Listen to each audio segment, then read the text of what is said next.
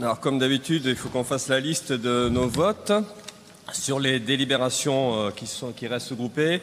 Avant, c'est pour dire qu'on en a dégroupé 19. On a envoyé aussi au service 56 notes, justement, qui concernent les délibérations groupées. 56 notes qui sont des explications de vote. Voilà. Donc, je vous fais la liste maintenant de nos votes. Juste les abstentions et les contre, évidemment. Donc, la 380...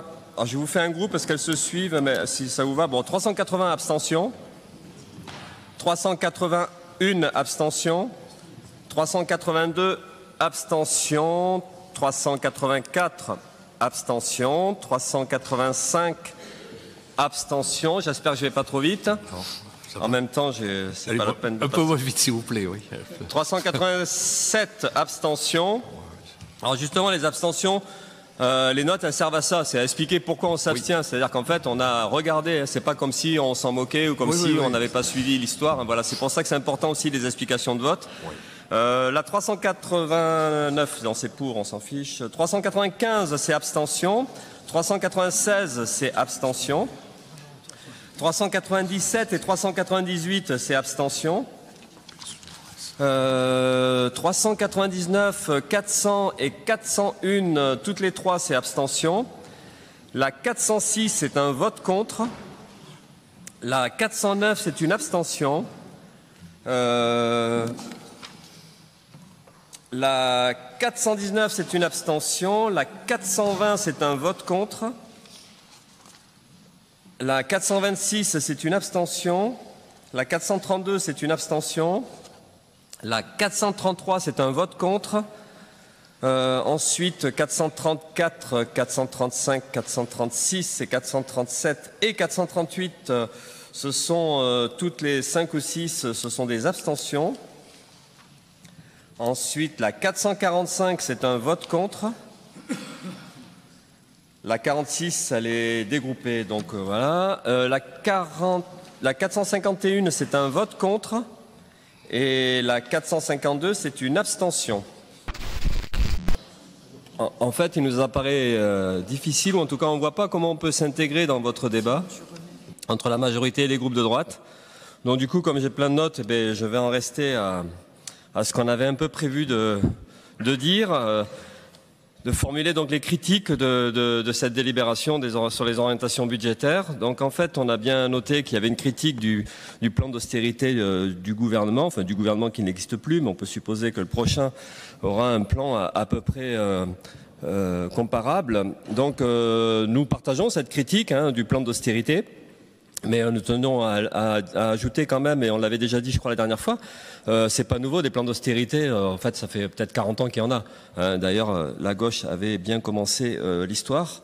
Donc c'est pour dire ça, et pour dire aussi que dans toutes les critiques qu'on peut formuler ou qui ont été formulées là, en cherchant des responsables à la situation actuelle, il y a un responsable qu'on cite trop peu à notre avis, ou même jamais, c'est le système économique dans lequel on se trouve.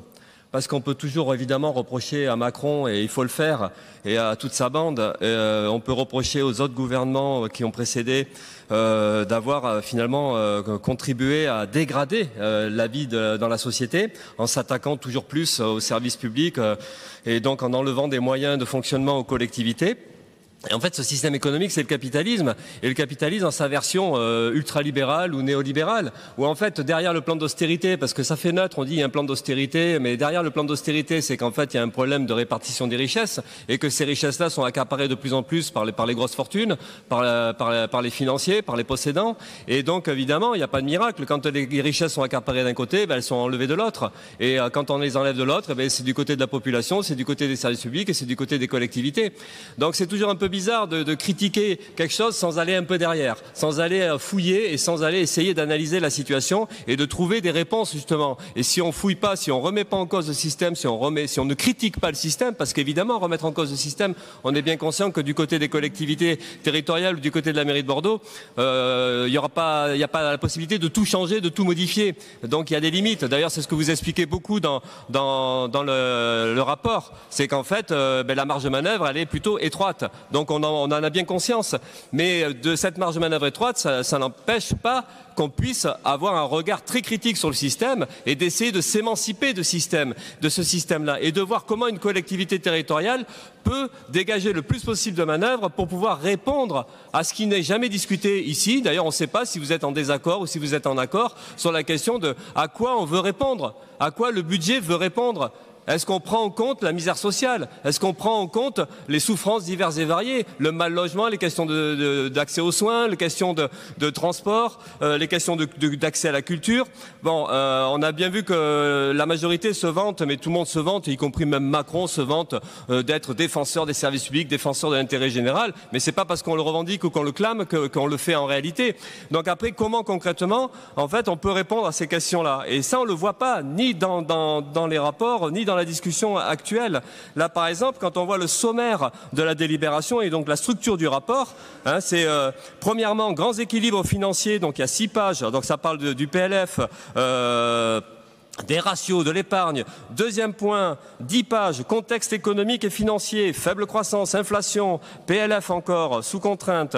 Point 3, éléments de prospective, 14 pages, et ça parle fiscalité, dotation de l'État. Point 4, gestion de la dette, 5 pages. Et point 5, annexes, et c'est dans les annexes qu'on va à la limite voir quelques réponses et quelque chose un peu concret. Page 33 du rapport, je cite la phrase sur les investissements. Malgré les contraintes budgétaires inédites rencontrées et la faible lisibilité des ressources des collectivités locales à moyen terme, la ville fait le choix de préserver un programme d'investissement ambitieux, ça coûte pas grand-chose de le dire, hein, pour répondre aux attentes fortes des habitants de tous les quartiers bordelais. Alors, ce qui manque derrière, c'est concrètement quelles orientations, quelles priorités, à quoi faudrait-il répondre? Il y a eu peut-être tout à l'heure quelques débuts de questions sur notamment le quartier du Grand Parc. Mais, encore une fois, il n'y a rien de précis, rien de fouillé, de réfléchi, et rien qui permet d'ouvrir la discussion sur les urgences sociales, sur des choix politiques à faire, qu'est-ce qu'on met en discussion, dans quelle réflexion, voilà. Et page 41. Une augmentation des effectifs, ah merde, j'arrive à la fin de la... Une augmentation des effectifs permanents au profit des contractuels. Franchement, ça ne se voit pas. On voit moins 25 sur les questions d'effectifs titulaires, entre 23 et 24, et on voit plus 50 sur les effectifs non titulaires. Page 46, la progression de la masse salariale restera contenue. La hausse du budget s'établissant en moyenne à 5,1% entre 2020 et 2026. Et nous, ce qu'on voudrait savoir, c'est pourquoi c'est contenu. Parce qu'il n'y a pas de besoin d'embauche, pas de besoin d'augmenter les salaires. D'où viendrait le fait que ce soit contenu? Page 47, je déborde un peu, désolé, mais vous permettez que je déborde ou pas? Parce qu'il y a d'autres... 5 minutes 30. Il y a d'autres interventions ou pas? Comment? Oui. Oui, oui, vous aurez oui. Je peux reprendre la parole après, alors du coup, ça sera plus correct par rapport à la réglementation. Hein? Merci. Merci, monsieur Poutre. Oui, c'est la deuxième fois sur le budget, donc j'ai vu avec une partie de notre équipe qui se trouve dans le public pour savoir sur quoi insister dans cette deuxième intervention. Bon, déjà, on est désolé, mais on ne va pas rentrer dans votre débat entre la majorité et les groupes de droite. On ne voit pas comment, donc on maintient notre cap à nous, c'est-à-dire en fait la critique de ce qu'on a vu dans les orientations budgétaires. Bon, il y a 3 points en fait, enfin si je ne me trompe pas. Ah oui, avant, vous avez eu la bonne nouvelle peut-être, la libération de Paul Watson. Oui, j'allais le dire. Voilà, donc c'était juste parce que je sais que la mairie était très, très impliquée là, dans le soutien. Voilà, donc c'était une bonne nouvelle du jour, la libération de Paul Watson. Oui.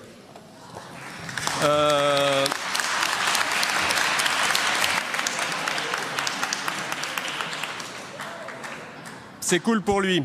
Ensuite, donc les points sur lesquels on voulait insister, sur la question du logement. Parce qu'en fait, ça discute beaucoup, on est bien, on fait beaucoup et tout ça, mais c'est vrai que d'une manière générale, on avait les chiffres qui sont listés sur le rapport, et puis notamment la dernière partie des annexes, hein, avec tous les chantiers qui montrent à quel point il y a beaucoup d'investissements sur la ville de Bordeaux. D'ailleurs, vous vous vantez d'un record, mais la difficulté qu'on a, c'est que certes, on imagine bien que c'est mieux de rénover la bibliothèque de Bacalan, le centre social du Grand Parc et tout ce que vous êtes en train de faire, mais la difficulté difficulté qu'on a, c'est qu'on ne sait pas à quel point ça mesure, ça répond complètement ou en tout cas en grande partie aux besoins.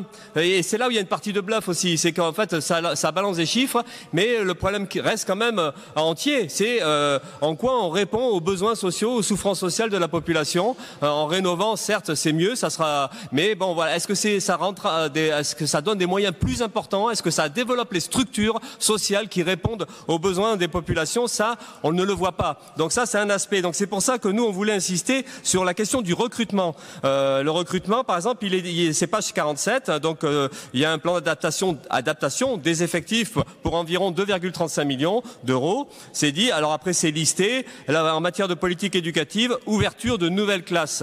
Nous, on tient à préciser quand même que l'adaptation des effectifs, ou en tout cas le besoin en renfort des effectifs, c'est pas uniquement parce qu'il y a des nouvelles classes. C'est qu'aujourd'hui, il y a une réalité de souffrance au travail, il y a un ras-le-bol dans les conditions de travail, notamment dans les écoles. Et donc, il faut aussi poser le problème de comment les équipes qui sont aujourd'hui en place, elles peuvent être renforcées. Et ça suppose des recrutements. Et ça, c'est pas précisé, c'est pas listé. En matière de politique de petite enfance, bon, ça a déjà été abordé, la restructuration des structures d'accueil. Mais même là, bon, on sait aussi, on le voit dans les rapports, c'est listé dans les délibérations suivantes, on voit que les ETP les engagements en ETP sont souvent pas respectés. Enfin, il y a des problèmes de toute façon de recrutement, des problèmes de formation. Et ça, c'est important à souligner. Et ça supposerait que le budget, il précise ça et de montrer que c'est une préoccupation permanente. Et c'est la question donc des moyens humains qui sont donnés aujourd'hui pour réaliser une politique. Parce que affirmer qu'on va s'occuper, qu'on va défendre les services publics, affirmer qu'on va répondre aux questions sociales, ça pose le problème de moyens humains pour pouvoir le faire et donc de renforcer les structures existantes ou des fois même de les créer. Donc ça pour nous c'est fondamental et ça manque dans ce rapport-là. Sur la question du logement, le logement, on a vu, vous avez participé à la chorale, enfin certains ou certaines d'entre vous avaient participé à la chorale qui était avant-hier, je sais plus, c'était dimanche après-midi ou samedi après-midi, hein, place Péberlan, et avec la revendication un toit c'est un droit et donc on partage complètement et notamment c'était la question des enfants dans les écoles. Et nous, ce qu'on a envie de dire, c'est que, et ça manque dans le rapport budgétaire, c'est que oui, il y a une urgence. Arriver à loger les gens qui ne sont pas logés, et dans les gens, c'est des familles, et dans les familles, c'est des enfants. Et donc il y a une urgence, et on ne comprend toujours pas et on ne partage toujours pas l'absence de prospection, enfin d'envie de réquisitionner les logements vides et de stopper les démolitions, parce que la question de l'urgence sur les logements, la question d'un toit c'est un droit, c'est aussi se donner les moyens d'eux, et malheureusement nous considérons que c'est pas suffisant. Alors on ne dit pas que rien n'est fait, on ne dit pas, parce que je vois ou j'entends déjà Harmonie Le Cerf qui râle parce qu'on n'est jamais content, mais n'empêche qu'aujourd'hui il y aurait il y a des outils, il y a des moyens réglementaires qui permettent d'être beaucoup plus efficaces sur cette question-là. Et dernier point, c'est un point peut-être un peu général, mais Madame Bichet disait dans son introduction ou dans sa présentation que le budget, on est dans un cadre budgétaire responsable. Mais comme tout le monde d'ailleurs, hein, la droite est très responsable aussi. Et nous, on se disait que, en fait, ce mot-là, il nous plaît pas, parce qu'il sous-entend trop de choses qui sont négatives. En fait, être responsable, c'est être respectueux du système dans lequel on se trouve. Et puis responsable auprès de qui, hein, auprès de pour être bien vu. Regardez, on gère bien les finances. Regardez, on est sérieux. Regardez, on est comme la droite. On sait nous aussi gérer une ville. Je pense que c'est très problématique. Et nous, on serait plutôt pour un budget irresponsable, en fait, un budget qui va à l'encontre de ça, qui ose franchir les limites, qui ose dire merde à tout ce qui aujourd'hui a conduit à une accumulation de misère. Donc nous on est pour sortir des limites, c'est-à-dire par exemple pour nous un budget irresponsable ce serait réquisitionner les logements vides. Pour nous un budget irresponsable ce serait créer des dispensaires de santé. Et puis un budget irresponsable ce serait, je finis là-dessus, un budget irresponsable ce serait un plan de recrutement massif dans l'ensemble des services publics, notamment dans les écoles, tout ce qui pourrait répondre en tout cas aux besoins sociaux. Donc on serait pour rompre complètement, et puis ça éviterait peut-être des débats des fois qui nous paraissent un peu superficiels avec la droite, parce que vous êtes tellement pas en désaccord sur des points comme ça que vous êtes obligés des fois peut-être de vous disputer sur des sujets annexes ou autour, et notamment la question de M. Cazenave, hein, et de sa responsabilité dans les merdes actuelles. Que je retrouve mes notes.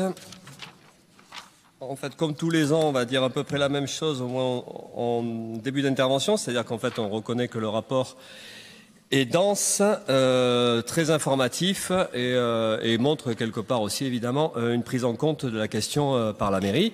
Donc, on n'a pas de souci avec ça.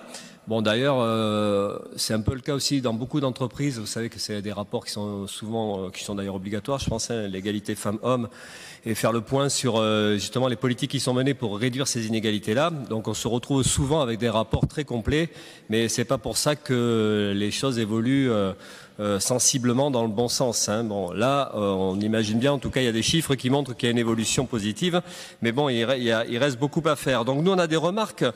Par exemple, dans l'introduction, on apprécie le rappel historique hein, des lois qui ont permis, qui montrent l'avancée des droits. Mais on aurait, à côté de ces dates qui correspondent tout le temps à des lois, on aurait bien mis justement ce qui fait que ces lois ont eu lieu, ou ont pu être mises en place ou votées, c'est-à-dire finalement les mobilisations féministes, les grandes luttes féministes de ces dernières décennies.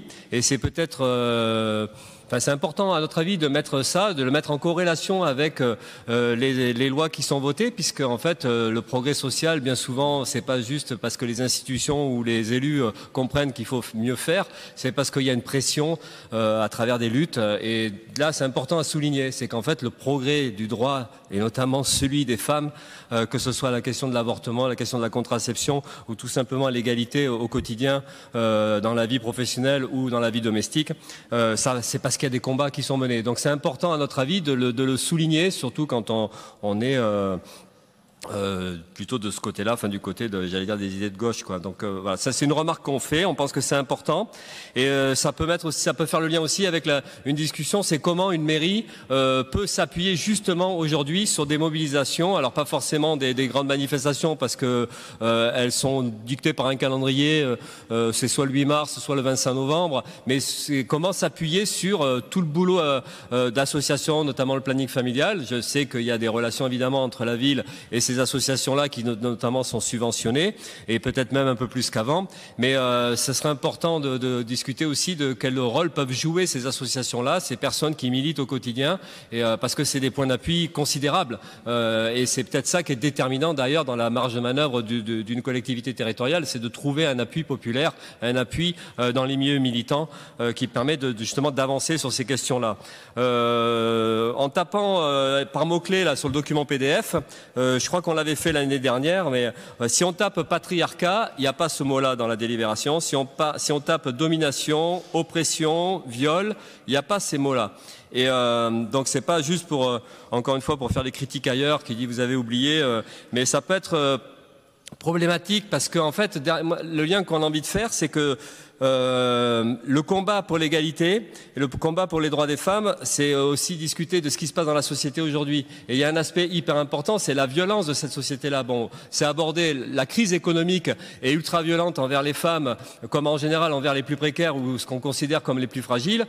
Et on voit que les inégalités augmentent avec l'approfondissement de la crise. Mais l'autre aspect, c'est les conséquences de la crise économique, c'est l'ambiance politique. Et on est dans un monde politique aujourd'hui de plus en plus réactionnaire. Et dans cette violence réactionnaire, il y a le racisme évidemment, et il y a ce qu'on appelle le patriarcat ou l'ordre moral, la domination masculine et même le masculinisme. Et donc en fait, à notre avis, c'est important de prendre en compte cette situation-là et de discuter du combat pour l'égalité en face d'une situation qui est peut-être très inquiétante. C'est qu'on peut se retrouver dans un raz-de-marée qui fait qu'on recule et que finalement, les acquis, ça reste aussi très fragile et que c'est donc, encore une fois, ça revient à cette idée qu'il y a un combat à mener et que le combat féministe est hyper important aujourd'hui à valoriser et à encourager. Ensuite, juste deux remarques, parce que ça va être long, oui, j'ai bientôt à la limite. Hein. On prend acte, enfin on voit bien qu'il y a des évolutions, qu'il y a des efforts qui sont faits pour réduire les inégalités, mais on voit bien aussi que je lis par exemple les phrases, cependant, malgré les efforts, certaines tendances perdurent, les femmes restent surreprésentées parmi les postes à temps non complet et les écarts de rémunération restent en défaveur des femmes en 2023. Ça, c'est une remarque. Et pareil, en résumé, les chiffres qui montrent des avancées en faveur des femmes sont à relativiser, car les femmes représentent près de 3/4 des effectifs des agents titulaires de la ville de Bordeaux. La part des femmes dans l'encadrement reste faible. Les femmes sont plus souvent absentes car ce sont elles qui gardent les enfants malades plus que les hommes. On a du mal à sortir des représentations habituelles. Et je finirai, j'ai dépassé de 10 secondes, mais juste je finirai sur un besoin de mesures fortes. Alors c'est vrai qu'on tomberait sur un budget qui serait moins responsable que le vôtre, mais sur la question on pense que c'est incontournable. Si on veut combattre la précarité et les inégalités, c'est déjà un vrai plan d'augmentation des revenus, d'augmentation des effectifs et combattre la précarité qui pénalise surtout les femmes dans des politiques vraiment radicales. Bon, après c'est l'embauche dans les écoles, dans les crèches, voilà, j'arrête là, mais en tout cas ça fait partie des choses qu'on a déjà dites, mais qui nous semblent importantes aussi à ressouligner ici. Nous aussi, on fera une intervention sans surprise. En fait, ça part du constat de la crise du logement et, comme c'était dit juste avant, crise du logement inquiétante. Mais ce qu'on a du mal à comprendre, c'est qu'on parle beaucoup de la crise du logement sans jamais trop vraiment chercher à l'expliquer. D'où elle vient cette crise du logement? C'est un peu comme si ça nous tombait dessus, comme s'il y avait une fatalité et qu'il y avait finalement aucune responsabilité. On pourrait quand même à minima revoir un peu les politiques du passé et comprendre dans quel système on se trouve. Et pour nous c'est hyper important, mais c'est comme plein de sujets, c'est hyper important de partir d'un constat, d'une analyse, d'une compréhension de la situation, parce que sinon comment on apporte des solutions si on ne comprend pas ou si on ne veut pas discuter de l'origine du problème. Et là, on se retrouve dans ces situations-là. Donc évidemment que la délibération, je crois qu'on s'abstient, on n'est pas contre parce qu'il y a des dispositifs, il y a une volonté évidemment de faciliter la production de logement social, d'aider les communes ou en tout cas de faire en sorte que des projets puissent aller au bout. Ça, on n'a aucun problème avec ça. Mais ça va rester hyper limité à partir du moment où on n'essaie pas de comprendre pourquoi on en est là. Et puis après, les solutions. On ne comprend pas non plus pourquoi ça ne discute pas plus que ça de réhabilitation des logements ou des bâtiments vides. Il n'y a pas que des logements qui ne sont pas occupés, il y a aussi plein de structures, de bâtiments, de bureaux ou de parkings même. Je vous le redis, mais il y a des architectes qui travaillent, qui étudient, qui en plus envoient parfois à la métropole leur propre travail. C'est jamais pris en compte. Il y a une possibilité aujourd'hui, à moindre coût, de réutiliser, de modifier, de réhabiliter l'existant. Et de produire du logement social. Pourquoi c'est jamais discuté, c'est jamais approfondi. La question des démolitions aussi. Vous savez, il y a un mouvement aujourd'hui sur tout le territoire, stop démolition. Bon, c'est stop démolition en rue. C'est parce que c'est des programmes de démolition importants qui fait qu'à chaque fois qu'on réhabilite un quartier, il y a moins de logements sociaux qu'au départ. Et pourquoi c'est pas mis sur la table? Pourquoi il n'y a pas aujourd'hui à Grand Parc, ça a été, je crois que c'est ces jours-ci. C'est un ancien squat, les mines, qui a été démoli. Pareil, pour vous, ça ne choque pas, mais nous, ça nous paraît complètement aberrant de démolir des bâtiments qui pourraient certainement être réhabilités et offrir du logement social ou même des locaux à des associations. Voilà, donc cette discussion-là, elle n'a jamais lieu et il n'y a pas de réflexion et ça, c'est un problème. Donc c'est quelque chose sur lequel on voulait revenir. Et puis, peut-être que là, ça peut suffire, je ne sais pas. Est-ce que je pensais... Il y a une note assez longue, je peux... la verser à... Oui. Oui, vous pouvez. Ça va, vous êtes d'accord? Le reste, je suis verse en note sur le... Je suis d'accord, je vous en remercie. On sépare la discussion avec le reste. Comme vous voulez, non, faites comme vous voulez, comme vous voulez. En fait, c'est pas vraiment une question, mais c'était libéral ici. C'était une remarque, donc archi faites pour. Comme vous voulez. C'est hyper sympa. Archi pour, évidemment, la subvention de 10 000 euros par rapport à la catastrophe, pour soutenir. Alors, c'est au Secours populaire, vous avez dit, donc en soutien et en solidarité avec la population de Mayotte. Mais juste pour préciser que c'est pas juste une catastrophe naturelle, même si là, visiblement, il y aurait peut-être les 3/4 de la population qui serait touchée, quasiment tout rasé. Mais ce qui est intéressant à souligner, à notre avis, c'est que c'est une catastrophe aussi, d'une certaine manière, liée au colonialisme, parce que c'est un département de France. Mais en ce qui concerne l'égalité des territoires, on pourrait en rediscuter. C'est le département le plus pauvre, d'après ce qu'il me semble. Et ça montre à quel point ces endroits-là, ces îles ou ces pays sont maltraités par le colonialisme français. Et c'est intéressant de souligner ça, parce qu'évidemment que c'est un cyclone qui fait les ravages. Mais si c'était pas des bidonvilles, si la population n'était pas aussi pauvre que ça, mal logée, s'il n'y avait pas de structure, d'hyperstructure qui permettait de faire en sorte que les gens vivent correctement, il n'y aurait pas ce drame-là, ou en tout cas, ça n'aurait pas eu cette ampleur-là. Donc c'est quand même important de souligner ça. Donc on est pour l'aide et l'expression de la solidarité, mais ce serait bien que la machine qui fait ces dégâts-là soit aussi combattue. Et cette machine-là, c'est la machine coloniale, c'est la machine capitaliste. Et ce serait bien aussi enfin en tout cas, on souligne ce qui nous apparaît important à dénoncer. Oui, je vais sans doute faire ça, mais c'était pas parce clair. que c'était sur les bassins à flot au départ. Donc oui, ça sera une note que je vous verserai. Mais juste une petite remarque par rapport à ce que disait Madame Amrou. S'il y avait eu moins la préoccupation de faire la chasse aux migrants, soi-disant clandestins, en plus de la part d'un État qui n'a rien à faire là-bas, de décider qui a le droit ou pas, et qu'il y avait plus de soucis de protéger les populations en faisant qu'il y ait justement des constructions de logements qui puissent résister un minimum aux intempéries et aux cyclones, la situation serait quand même moins dramatique. Et de ce que je comprends moi, contrairement à ce qui est dit, la situation a tendance à s'aggraver et la violence d'ailleurs qui fait partie de la situation et la conséquence aussi d'une misère sociale dingue, quoi. Et c'est sur cette misère-là que se développent des tas de choses violentes. Et en plus, pas de bol, les aléas climatiques qui ajoutent au drame vécu par ces populations-là. Donc en fait, oui, la machine coloniale est entièrement responsable des drames humains vécus là-bas. Alors, deux petites choses ou trois petites choses. Juste, je profite parce qu'en fait, je me suis trompé dans les votes. Donc c'est M. Samar qui m'a dit de le signaler quand même à un moment donné. C'est sur la délibération 396. Il s'agit de subventions à des associations. Et c'est ça, c'est la 396. Oui, et donc j'ai annoncé une abstention, et en fait c'est un pour, et c'est grâce à monsieur Francis Fétou qui nous connaît bien, qui s'est dit mais pourquoi vous abstenez sur celle-là, c'est bizarre, et donc effectivement on vote pour. Voilà, donc c'était pour rectifier, on m'a demandé de le rectifier au micro, parce que sinon ça n'avait pas de valeur. Donc voilà. Donc 396 j'ai dit, c'est ça 396, hein, c'est deux associations dans le cadre d'une lutte contre la souffrance animale et contre la précarité. Maintenant, juste vite fait, c'est vrai qu'on trouve quand même très problématique le fait que quand on discute des bassins à flot, bon, même si là, effectivement, c'est une délibération réglementaire, il s'agit d'un transfert de gestion entre le Grand Port maritime de Bordeaux et la ville de Bordeaux, mais c'est vrai qu'on sait que l'actualité, c'est quand même pas mal de préoccupations concernant la pollution des sols et par rapport à l'activité future des bassins à flot. Et c'est vrai que c'est problématique qu'on ne puisse pas discuter de ça, en sachant qu'il y a des collectifs. Bon, il y a le collectif des péniches, on l'avait su comme ça dans un premier temps, mais il y a aujourd'hui des collectifs d'habitants un peu plus larges sur les bassins à flot et qui mettent en évidence ces questions-là et qui comprennent pas, enfin qui reprochent à la ville de pas être très transparent sur cette question. Donc voilà, donc nous on pense que ce serait utile, ouais, que ça se discute quand même en conseil municipal. Voilà, on voulait faire remarquer ça. Et puis dernière petite chose, je pense que on va faire comme d'hab, ce que je devais lire, je le lis pas et je le verse au PV. Ça devrait vous aller.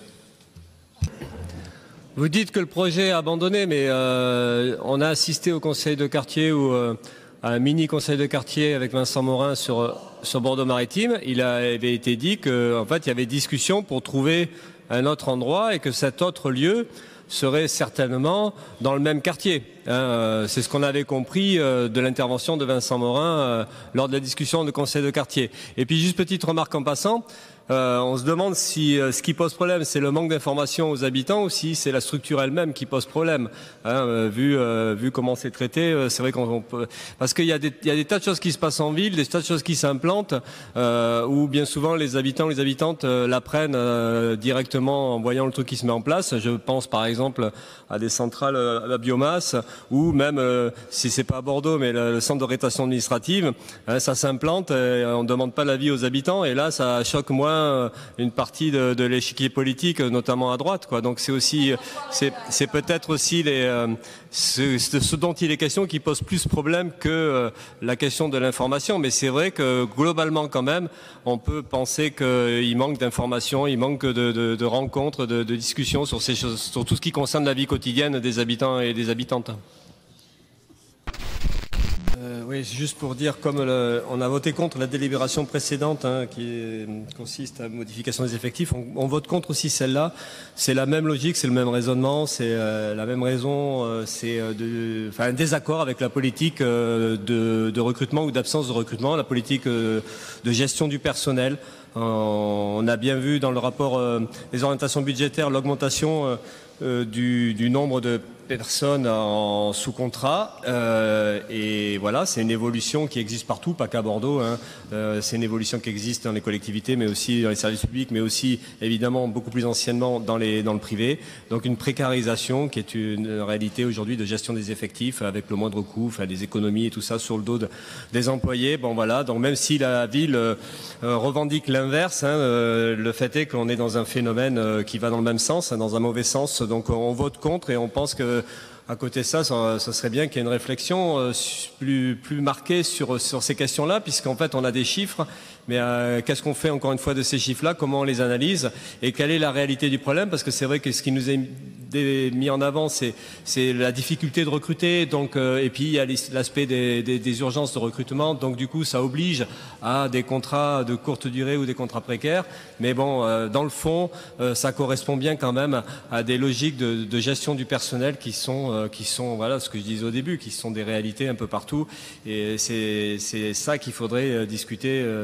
Et après, derrière, bon, c'est le problème aussi, évidemment, d'un budget, hein, puisque ça pose le problème de revenus, de ce qu'on appelle les charges en personnel. Mais nous, on pense qu'il faut discuter sérieusement de ça, quoi, de comment on recrute vraiment en fonction des besoins et donc partir des besoins des populations et des besoins des salariés pour pouvoir affiner un peu plus justement ces politiques de recrutement ou de non-recrutement. Donc voilà, donc c'est pour ça que ce désaccord-là qu'on vote contre. Bon, il y a deux aspects dans la discussion. Il y a la délibération, puisqu'il y a la question de l'armement de la police, même si ce n'est pas le sujet de la délib. Mais c'est un peu lié, puisque ça parle de police municipale. Donc sur la délibération elle-même, en fait, nous, on pense que c'est l'exemple de délibération où il y aurait besoin de l'avis des organisations syndicales. Parce qu'en plus, modestement, on va reconnaître qu'on n'a pas compris exactement les questions de rémunération. Bon, c'est peut-être secondaire, on a compris qu'il y avait des choses qui évoluaient, qu'il y avait l'application d'un décret, me semble, relativement récent, et qui obligeait donc à modifier les règles de rémunération. Mais c'est vrai que les calculs, on n'a pas vraiment pigé. Mais au-delà de ça, ce qui nous apparaît fondamental, c'est qu'il y ait un avis justement des personnes qui soient concernées. Parce que ça permettrait à ce que nous, élus, on puisse avoir un avis peut-être un peu plus fondé. Ce qui là n'est pas le cas, parce que même c'est comme les délibérations sur la question de l'évolution des effectifs, modification des effectifs, ou la question justement des contrats, des CDI et des contrats précaires, c'est qu'en pense le personnel, qu'en pensent les organisations syndicales. Et on aurait besoin de cet avis-là. On imagine bien que vous l'avez d'une certaine manière, parce que vous avez des relations en tant que direction avec les organisations syndicales, mais nous on ne l'a pas, ou alors on l'a par des liens militants. Des fois on a aussi une idée de ce que les syndicats en général ont plutôt tendance à penser. Mais voilà, ça manque. Donc ça, c'est un aspect des choses et c'est ce qui explique qu'on s'abstient sur la délibération, parce que voilà, on n'a pas d'avis en fait très fondé et on préfère ne pas en donner finalement. Après, sur la question de l'armement de la police, rapidement, parce que c'est pas le sujet principal, mais c'est abordé par plusieurs interventions. En fait, nous, le problème, c'est... bon, effectivement, on pense qu'il y a un problème démocratique. C'est marrant comme ça, mais il y a plusieurs sujets qui nous apparaissent très importants et qui ne sont pas discutés en conseil municipal. Bon, pourtant, c'est l'instance politique, c'est l'instance où on est censé, a priori, aborder ces questions-là et aboutir à des décisions, même si les décisions, dans ces cas-là, ça serait pas des gros suspens, puisqu'en fait, la majorité, on la connaît. Donc, quoique c'est vrai, en plus, que sur cette question de l'armement de la police, la majorité, elle se serait peut-être un petit peu émiettée. Mais bon, voilà. Donc, mais c'est surtout que c'est vrai que c'est quand même un côté frustrant qui est pas cette discussion-là. Mais l'autre aspect, c'est la question de est-ce qu'il faut demander l'avis à la population?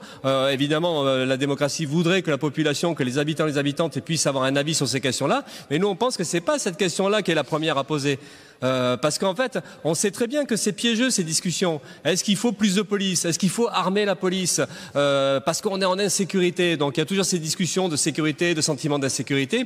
Mais c'est surtout qu'en fait, c'est quoi l'insécurité? Et nous, on pense que le problème premier qui est à poser, c'est dans quelle société on vit, c'est quoi les problèmes auxquels on est confronté en premier. Et nous, on pense que c'est les questions de précarité, les questions de fragilité ou de souffrance sociale. Et c'est pour ça que on n'a pas envie de fermer le sujet sur cette question de la police ou l'armement de la police, c'est aussi discuter un peu de qu'est-ce que ça veut dire réellement en fait l'insécurité pour les habitants et les habitantes. Et on pense qu'aujourd'hui l'insécurité elle est plus marquée au niveau de l'emploi parce qu'on le voit bien avec les vagues de licenciements qu'il y a actuellement, même si encore une fois la collectivité territoriale n'y est pour rien dans ces sujets-là. Mais n'empêche que voilà, c'est forcément un débat sur la société, sur la façon dont les choses s'organisent et est-ce qu'il y a des structures aujourd'hui qui sont en capacité de protéger la population et ou en tout cas de limiter les effets néfastes de l'économie capitaliste. Donc on pense que c'est des sujets de discussion beaucoup plus larges que la question de la police et on voit bien aussi comment en général les élus de droite, et c'est pour ça que c'est un peu une nouveauté avec la mairie qui est aujourd'hui classée à gauche, la mairie bordelaise,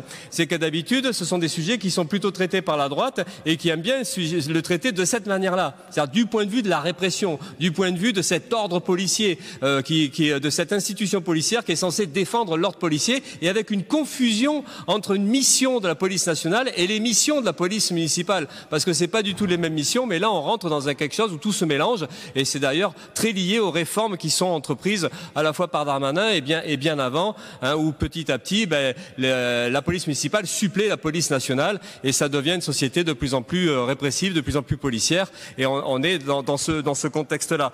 Donc c'est pour ça que c'est important d'avoir ce débat politique, en fait, qui est un débat politique très large et qui dépasse la question de l'armement de la police et de comment la population peut se prémunir et tout ça. Et le choix que vous faites, c'est vrai qu'il est d'autant plus surprenant. On imagine qu'il y a un côté électoraliste ou un côté de penser qu'il vaut mieux faire ça parce qu'il y a les élections dans un an. Et c'est vrai que l'ambiance dans la société, elle va malheureusement plutôt dans ce sens-là.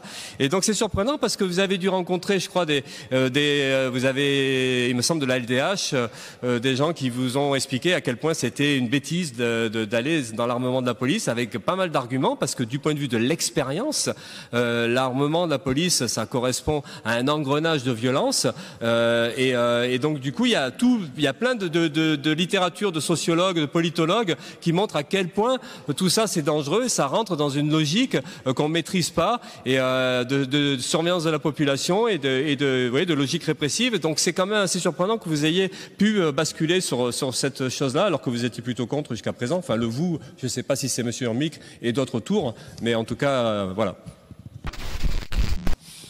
C'est pas lié à la question qui vient d'être posée.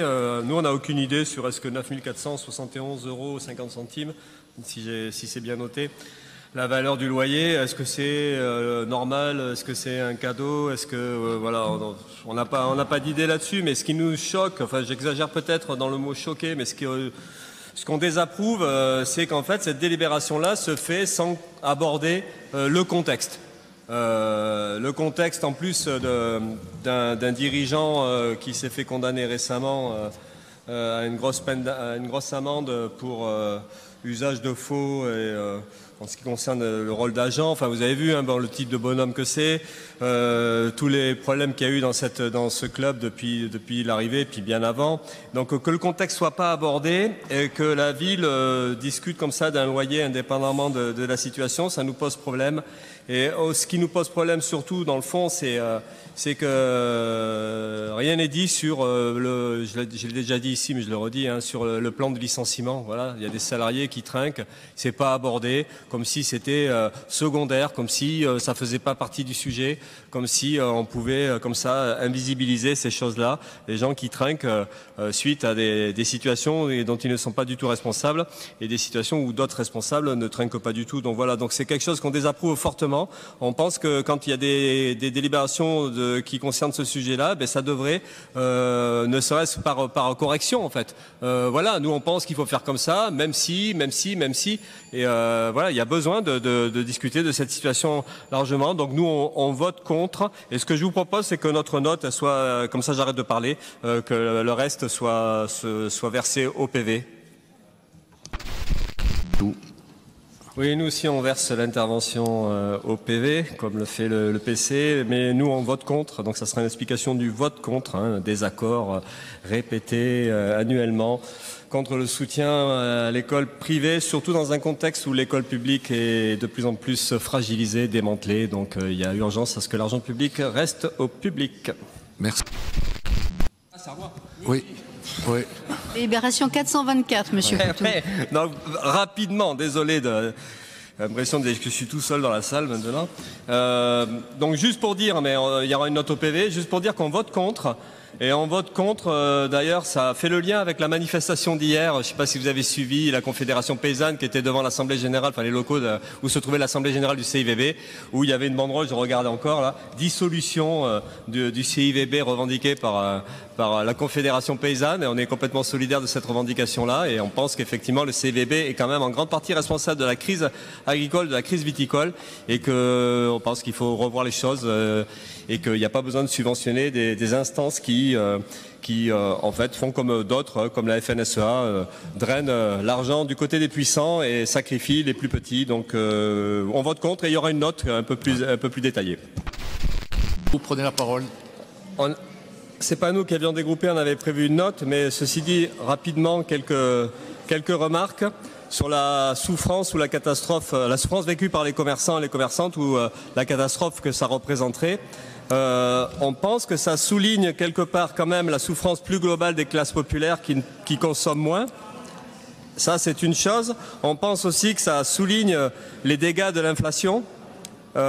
Et que ça souligne aussi les dégâts de la concurrence, parce que quand on parle de commerçants, il y a les petits et les grands, il y a celles et ceux qui souffrent vraiment, qui sont en difficulté, et il y a celles et ceux qui font des affaires et des grandes affaires. On peut parler des grandes surfaces, donc c'est pas si simple que ça. Donc c'est des choses qui mériteraient un état de lieu beaucoup plus précis. C'est un peu comme la souffrance du côté du monde agricole. Il y a les petits qui trinquent et les gros qui en profitent. Donc c'est des choses qui sont pas si simples que ça à analyser. En tout cas, globalement quand même, on pourrait discuter d'un système économique qui est en profonde crise.